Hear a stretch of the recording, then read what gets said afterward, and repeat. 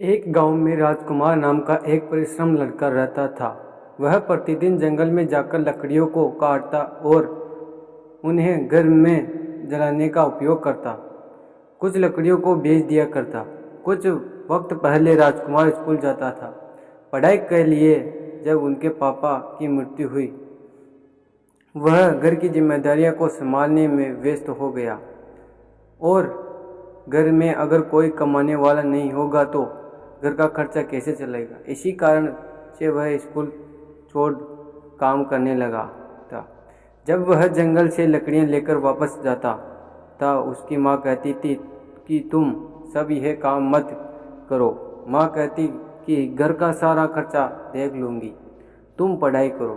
तभी राजकुमार कहता कि माँ, तुम अभी बड़ी हो चुकी हो, तुम काम कैसे करोगी, इसलिए मुझे काम करने दो। उन्होंने अपनी माँ से कहा कि पढ़ाई करने के लिए तो छोटी है ना मेरी बहन जो पढ़ाई कर रही है, क्योंकि घर में एक पढ़ा लिखा होना चाहिए। मेरी बहन पढ़ाई कर रही है, इससे मैं संतुष्ट हूँ। अगले दिन सुबह फिर वही इस क्रम के दोहराता है। अपनी पढ़ाई को के लिए स्कूल पहुँचता है। उसके बाद वापस घर आ रहा तो रास्ते में देखा कि जगह किसी के मकान बन रहे थे। वहाँ पर बहुत सारे मिस्त्री और बहुत सारे लेबर काम कर रहे थे। यह देखकर राजकुमार ने भी सोचा कि न ये बात करके नहीं काम करूँगा, मेरा परिवार का पालन पोषण हो जाएगा। जैसे ही वह मिस्त्री के पास जाता है और कहता है कि क्या मुझे यहाँ कोई काम मिल सकता है, तभी एक आदमी कहता है कि बेटा, तुम्हारी उम्र तो कॉलेज में पढ़ने की है, पढ़ाई करो, अच्छी नौकरी करो। यह सुनकर राजकुमार कहता है कि यह बात तो ठीक है, लेकिन मेरे घर की हालत अच्छी नहीं है और मुझे घर चलाने के लिए पैसा कमाना होगा। तभी वह राजमिस्त्री कहता है कि मेरे पास तो तुम्हारे लिए कोई काम नहीं है, मेरे पास सिर्फ मजदूरी का काम है। अगर तुम चाहो तो मेरे पास मजदूरी का काम कर सकते हो, क्योंकि यह काम मेरे पास उपलब्ध है। यह सुनकर राजकुमार बहुत खुश हुआ। वह काम खुशी खुशी करने लगते। जिंदगी की असली कहानी शुरू होती है। रोजाना की तरह वह मिस्त्री के पास आता और अपना काम अच्छे ढंग से किया करता था। धीरे धीरे मिस्त्री काम हाथ में बटाने लगा।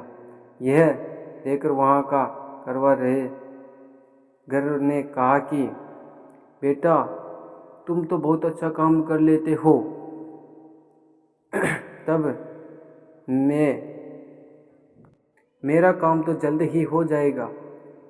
यह सुनकर राजकुमार खुश होता है और कहता है कि यहाँ मुझे मेहनत करने से कोई दिक्कत नहीं। तभी वह घर वाले कहते हैं कि आज से तुम मिस्त्री के साथ ईंटे की जुड़ाई का काम करना सीखो। कुछ ही दिन बाद तुम एक पक्का राजमिस्त्री बन जाओगे और तुम अच्छा खासा पैसा कमा सकोगे। यह सुनकर राजकुमार ने हंसा, कहा कि यह तो बहुत अच्छी बात है। अगर मैं मिस्त्री बन गया तो बहुत सारा पैसा कमा भी सकता हूँ, घर का अच्छे से ख्याल भी रख सकता हूँ। इसी निरंतर काम करता रहा, धीरे धीरे मकान बनाने के बारे में भी जानकारी हासिल कर सकता हूँ। एक दिन जाऊँगा अपने घर और सो रहा था, सपने में देखा कि वह ठेकेदार बन गया। उन्होंने अपनी ठेकेदारी शुरू कर दी, लोगों के मकान बनाना शुरू कर दिया। यह बात राजकुमार ने अपनी माँ को बधाई में कहा। उससे निराश कभी नहीं लगता, तुम जरूर अपनी काम शुरू करोगे।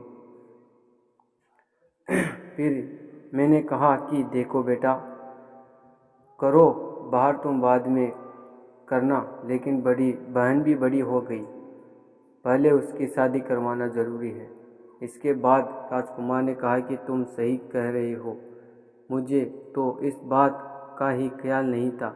हम जल्द ही उसके लिए अच्छा रिश्ता ढूंढ लेंगे। उसे के बाद राजकुमार ने अपनी बेटी के लिए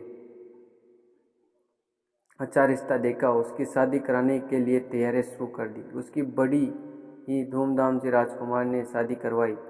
उसके बाद उसका पूरा सपना पूरा हो गया। राजकुमार ने अपनी माँ से कहा कि माँ, मैं एक कारोबार शुरू करूँगा और अपना कारोबार का नाम राजकुमार कंस्ट्रक्शन रखूँगा। तभी माँ ने सहमति जताई और कहा कि हाँ, मेरा आशीर्वाद तुम्हारे साथ है, बहुत जल्दी तुम तरक्की करोगे। एक दिन की बात है, वह मिस्त्री के पास जाता है और कहता है, मिस्त्री जी, मेरा सपना बिजनेस स्टार्ट करने का है। सुनकर मिस्त्री कहता है कि तुम्हारा तो बड़ा अच्छा ख्याल हो, तुम यह तो पता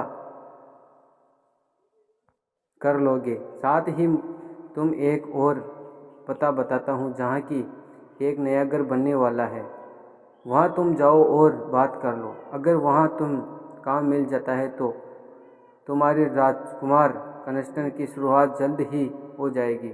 यह सुनकर राजकुमार फौरन उसके बताए ठिकाने पर वह बताए गए मिस्त्री से बात करने लगा। मिस्त्री ने राजकुमार की बात सुनकर उन्होंने हाँ दी और कहा कि तुम्हारा काम करूँगा। फिर उसके बाद राजकुमार दूसरे पते पर जाता है जहाँ की एक नया घर बनने वाला था। राजकुमार वहाँ जाता है और घर वाले से बात करने लगता है और कहता है कि मैं आपका घर बनाना चाहता हूँ। साथ ही बताता है कि मैं